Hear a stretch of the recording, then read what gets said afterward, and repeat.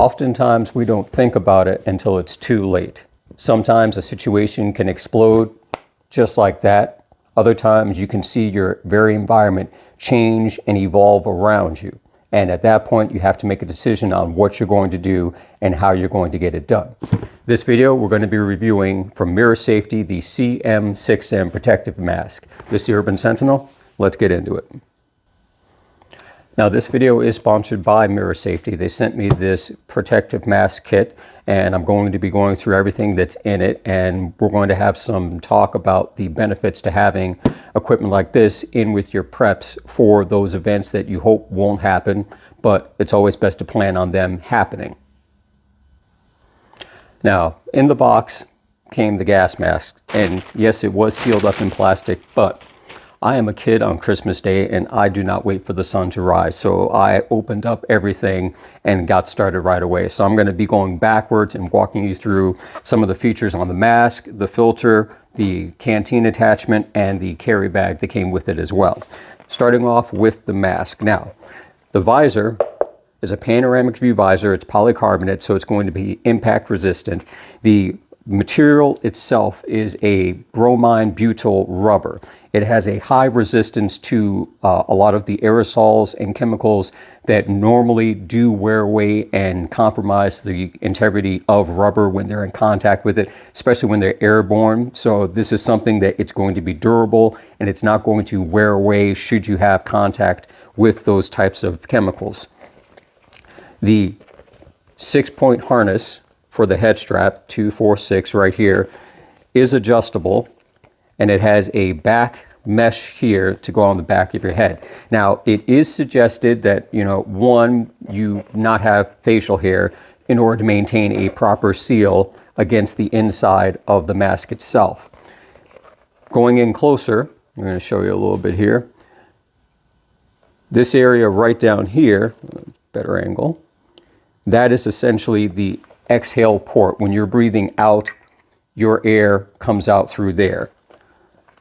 This side is plugged up, but this is one filter port, and this is the second filter port. So in this configuration, if I were to put it on, the filter would be on my left side, and then this plug is on the right side, primarily that if you are using a shouldered rifle, it allows you a little bit better purchase to get your head lined up against the stock looking down the sights. They do make another mask, the CM-6M, which is better designed for that. I don't have that. Maybe they'll send one out and I can review it. But for right now, we're going through the benefits of this one. Also on the side here, this tube that you see attached up top, a little retaining clip. Take this out and make sure I don't snap it. Little pop top. Oh, it was so much easier before. There we go. And you see right there, it's got the little retaining hook, latches onto here. This is your water tube that connects to the canteen and has a special pucker top, fits into it. Suggestion number one, only put water in it. You don't want any other type of liquids in there that, one, could compromise the integrity of the plastic tube. They could ferment. You might have a little residue in there, and then when you go to take a drink from something else later on, you get yourself a nice little fungal infection, and that's not going to be pleasant. On the inside, let's see, a little bit difficult to see. Let me get some extra light in here.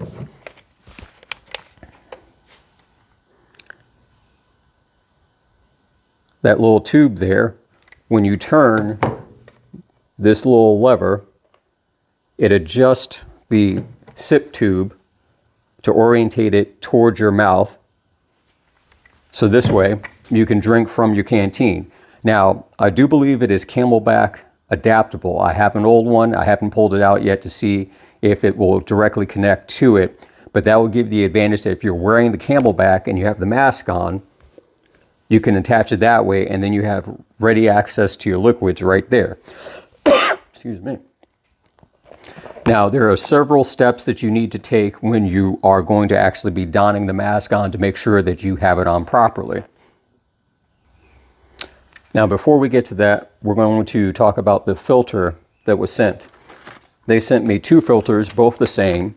These are the VK530 filters for smoke and carbon monoxide.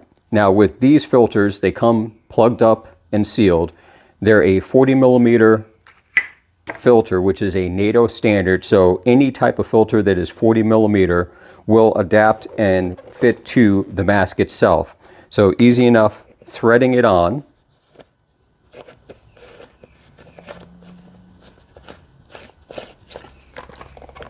And then the inlet plug here is a little tab. You pop that right off. So when you're actually going to use it, you want to pull this off. Hang on to it, hang on to the thread cap cover as well. The option of using both filters at the same time, I would say really comes down to the density of the environment. If you are literally in the middle of a wildfire or a riot fire and everything around you within 50, 60 feet is burning, then you may want to have both filters on, especially if you're not sure how long it's going to take you to get out of that area or to a safer environment where the air is less hostile towards your living situation. Otherwise, keeping one filter on and then having another one as a backup should you reach a certain point where that filter has become clogged, congested, or compromised from those particulates coming through and filtering it out as you're trying to wear the mask. But again, that's a situation that you have to gauge and judge for yourself. Another item that came with it is a carry bag. Now this carry bag you can operate in two fashions. It does come with a small strap and it has two D-ring attachments that you can hook it onto, sling it over your shoulder. You have the capability primarily of wearing it on your thigh, and I'll do a demonstration with that. It has two thigh straps and it has a belt retention strap. You can be able to adjust the length that you need for the diameter of your thigh and the distance from your belt going down. You could probably, without any real problems, attach it to a backpack if you needed to. Drawstring closure inside, so once you put the filter in, and I did test earlier, you can have one of the filters on the mask and still fit the whole thing in there. So this way you close it up, because to one extent, if you're in a situation where you're carrying the mask and you need to put it on, those few seconds it takes to get the mask out, put on, and then thread on the filter, you may not have. So you want to have that advantage of being able to pull the entire unit out, put it on immediately, and then you're good to go. Now, as simple as they are to effectively operate, and for many of you, you've used masks like this before, so it's kind of just an old hat trick that you go back through. But they do, of course, give you instructions. Simple, not a lot of pages, easy to read, easy to understand, basic information on how to properly put it on, how to make sure it fits properly. Even the filters themselves come with small instructions, and they come with descriptors about the color coding and the type of environment that those filters are best used for. And like I said before, these are for smoke and carbon monoxide. They do have other filters for CBRN, that's chemical, biological, radiological, and nuclear, that are a different type, but they are more geared towards that specific environment in terms of actual chemical warfare or biological agents that are airborne, radiological events, and nuclear events where there is contamination on that level. And again, if they send it out, I will gladly do a demonstration and review on that as well. So now let's get into putting the mask on. So here's how we're going to work it. Right now I'm mic'd up. I'm going to take the mic off, put it next to the phone, and then you're going to have a basic audio gauge from this distance out here.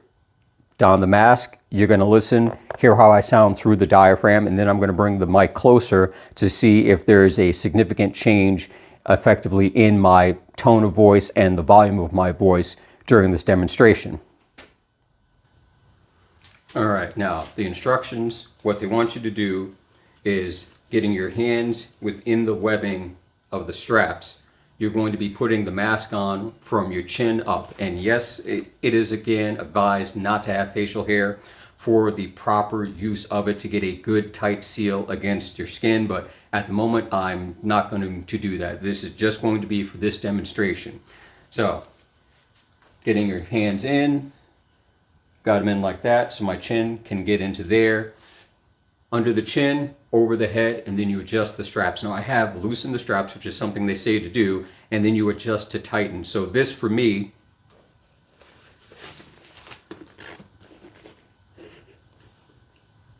is already pre-fit. Now at this point, if you've got a little bit of wiggle room, you just pull and it'll tighten up a little bit. That's good. That's good. Now, my field of view, going out, right there for me. That's my field of view, right to the edge. I can still see both fingers and I can detect the movement. Now, to test, to make sure you've got it sealed properly, that's the inlet port where your filter would be.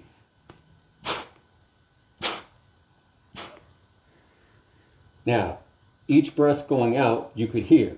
Nothing coming in. I had a good contact seal. No air coming in from around the sides. Nothing from underneath. Moving the filter tube. A little awkward, but it's right there. And in a situation like that, just simply having to turn a little bit to be able to drink from water instead of having to unmask and break the seal works out better. Now, taking the filter, still got the plug on.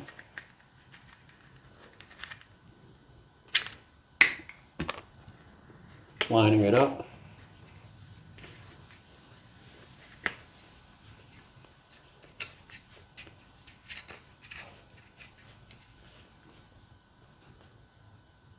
On there, good.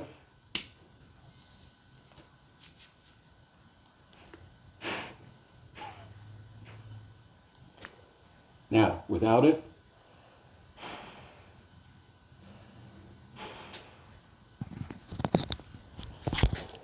now, with this being set up the way it is, that was realistically, 3 times longer than what it would take once you've got it set up. So if you already have the filter attached and the safety plug in to prevent any other contaminants getting in unnecessarily, popping that off, putting it on, you're good to go. Even if you have them separate and they're in proximity to each other in the bag or someplace else, it's not going to be that difficult for you to be able to get this up and running. Now with the voice diaphragm, it does reduce the sound of my voice, at least that I can tell. I don't actually hear a lot of reverb inside my shop the way I normally do when I speak. Now, taking it off from the bottom, up and off, and that's it.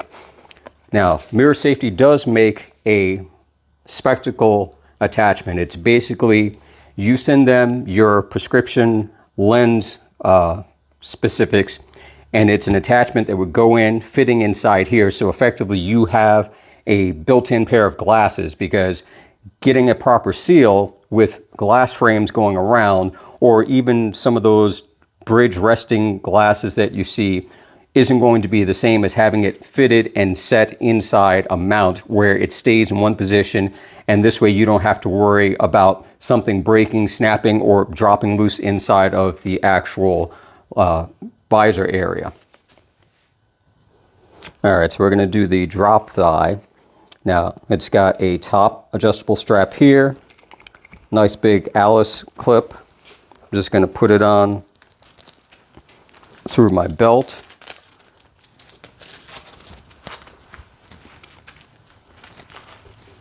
Now, I already did a thigh adjustment on it, but I'm going to show you how easy it is when you have it on and you need to make an adjustment for that purpose.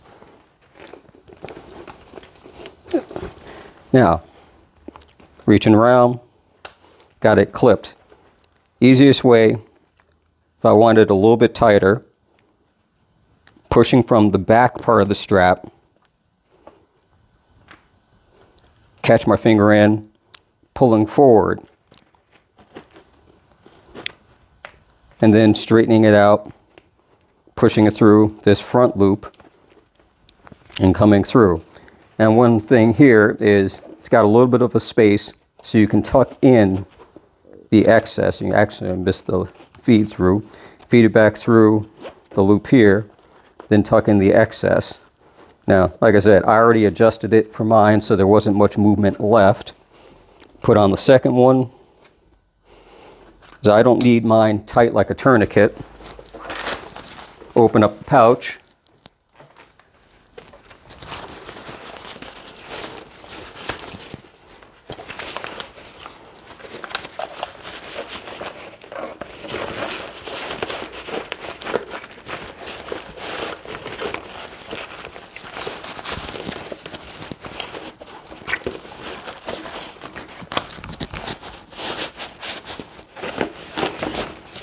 So now, the mask with the filter on it,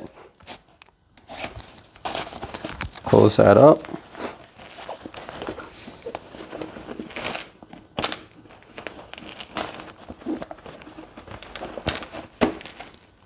There you go. As I said before, the D-ring on the front and the back of it, if you want to use the shoulder strap, or if you want to rig it up, attach it to a backpack or what have you, you're pretty much all set to go hands-free. And again, deploying it at that point, undoing the clip, a little bit of Velcro, drawstring out, open it up,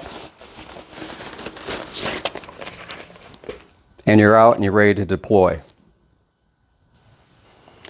Now, there's a saying that is effectively having something is better than nothing, which is true. And in a situation where, let's say it is a wildfire or, as I say, a riot fire going on, and you have absolutely nothing to protect yourself, you're kind of SOL. A wet towel around your face is better than nothing. A N95 mask is better than the wet towel.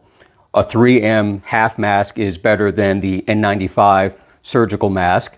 But something like this beats them all, because part of the problem is great if your nose and your mouth are protected. Your eyes are still exposed. The irritants that are in the air are going to be affecting your vision, as well as getting onto your skin, and then combining with sweat from perspiration, tears from the irritation, you're effectively dripping and running all of that back down and possibly into your mouth, breathing in the very thing that you're trying to keep out. This allows you to have a more secure level of operation. And again, this is not for loitering and lingering around. If you have to put this on because you're in a dire situation, after you put it on, getting out of that situation is what you want to do. You don't want to hang around to see what goes on. You don't want to hang around and just like feel the vibes. You get this on and you get going. You have your plan and you put it into action. There are other accessories that come with it. One of them is a visor film strip, which basically is a very thin, clear strip that fits over it. So if you've gotten debris or something else on it that's adhering to the effective field of vision, instead of trying to wipe this and smear it, you pull off the tab and now you have a clean surface underneath. It definitely is handy if you are in an area where there's a lot of things in the air. It could be residue from things that are burning. You could have fallen face first into a big puddle of, you don't want to know what it is, but it's all on the front of your mask and you need to get it off. So having those little accessories are things that Mira Safety has thought about that can make it a little bit easier. So with that being said, I will make sure that I put links for the product itself in the description and in the video, and link to Mira Safety itself. These are things that you should consider. They may not be on everyone's list at the top, but it should be on your list. And honestly, at this point in time, move it up towards the top end. You know, this is one of those things where you get it and you hope that you don't have to use it, but it'll be there ready, just like a fire extinguisher, in the event that something happens. Anyway, it's the Urban Sentinel, and catch you in the next one.